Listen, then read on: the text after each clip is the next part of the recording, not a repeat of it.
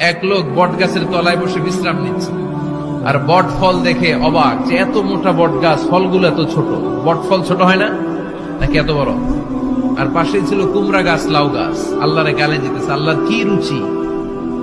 চিকন চিকন কুমড়া গাছ, চিকন চিকন লাউ গাছ, এত বড় ফল, আর ইয়া মোটা বট গাছ, এতটুকু ফল। আল্লাহরে গালি দিতে দিতে ঘুমাই গেছে। আল্লাহরে গালি মারতে মারতে কখন যে ঘুমাই গেছে নিজেও জানেন। হঠাৎ একটা বট ফল পড়ছে একেবারে নাকে, লাফ দিয়ে উঠেছে। উঠে দেখে নাক দিয়ে রক্ত বেরোচ্ছে, ব্লিডিং। নাকের রক্ত মুছে আর পড়তে আরম্ভ করছে আলহামদুলিল্লাহ। কি পড়ে? মনে মনে কয়, আল্লাহরে কেন গালি দিলাম?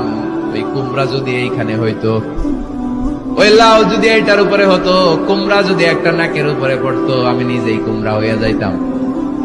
ঠিক কিনা? সুবহানাল্লাহ পড়ে।